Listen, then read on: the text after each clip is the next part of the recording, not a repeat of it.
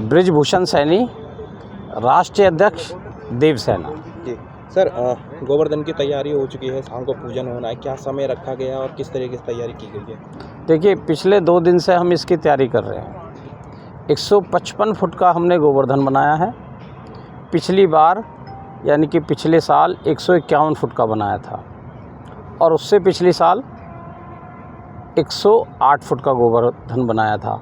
तो इस बार 155 फुट का गोवर्धन है।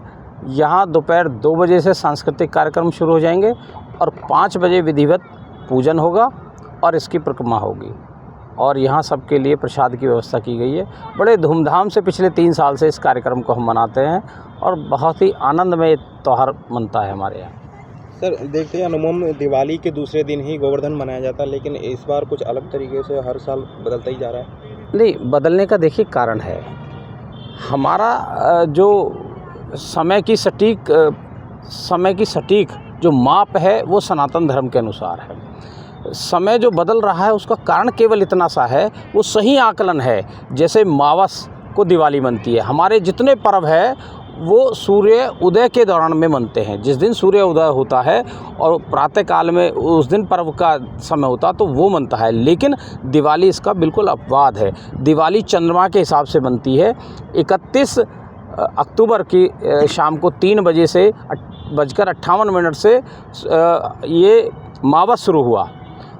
तो क्योंकि सूर्य के हिसाब से ना मनाकर चंद्रमा के हिसाब से बनता है, तो शाम को पूजन का समय होता है चंद्रमा के हिसाब से। तो उस दिन शाम को दिवाली मनी, क्योंकि 3 बजे से शुरू हो गया और पूजन हमारा 7-8 बजे जो भी समय होता है उसमें होता है। अगले दिन भी मावस रही और उससे अगले दिन यानी कि 1 तारीख तक शाम को 6 बजे तक मावस थी। तो 6 बजे तक जब तक मावस है आप गोवर्धन नहीं मना सकते। तो कल इसलिए नहीं मना, आज गोवर्धन है और आज मना रहे हैं हम पूरे धूमधाम से और पूरे देश में भी इसी तरह का माहौल है, क्योंकि आज ही सब मना रहे हैं। जी, कहाँ से लोग आएंगे यहाँ पर पूजन? देखिए, अपने NCR के लोग होंगे और बाकी अपने शहर भर के लोग। क्या संख्या लगा रहे, कितने लोग आएंगे पूजन? संख्या तो देखो अनुमान लगाना मुश्किल होता है। जिसका श्रद्धा होती है, जिसका मन होता है वो आता है, जिसका मन ना होता वो अपने घर में बैठे रहता है। जी। और हम पूरे शहर का सामूहिक त्यौहार मनाते हैं। क्योंकि मनाना क्यों शुरू किया, देखिए, एक तो सबसे पहली बात घर छोटे हो गए। दूसरा विषय है कि गोबर मिलना मुश्किल हो गया। तीसरा कारण रहा कि आजकल की बहुओं को गोवर्धन बनाना ही नहीं आता, उन्हें गोबर से बदबू आती है।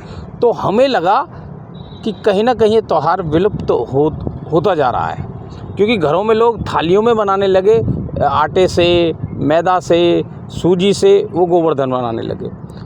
तब हमने सोचा कि भाई इसको हम सामूहिक रूप से इस पर्व को मनाएं और धूमधाम से मनाएं। किसी को ना प्रसाद बनाने की ज़रूरत है, ना गोवर्धन बनाने की ज़रूरत है। सब लोग मिल के आएँ, विद फैमिली आएँ, यहाँ पूजन करें और प्रसाद भी ग्रहण करके जाएं। कितना यहाँ पर इसमें गोबर का इस्तेमाल हुआ होगा? इसमें 10 ट्रॉली गोबर का इस्तेमाल हुआ है और कई दिन से इसकी तैयारी हो जाती है। गोबर डलना शुरू हो जाता है, गौशाला से हम मंगाते हैं। सारा गाय का ही गोबर होता है, भैंस का गोबर हम बिल्कुल इस्तेमाल नहीं करते। सर, पूजा होने के बाद फिर इस गोबर को क्या करोगे? इस गोबर को समेट कर इसको खाद के रूप में इस्तेमाल करते हैं। कोई खेतों में डालें या पार्क में डालें या अपने घरों में गमलों में डालें, तो सब लोग इसको ले जाते हैं अपने खाद के रूप में।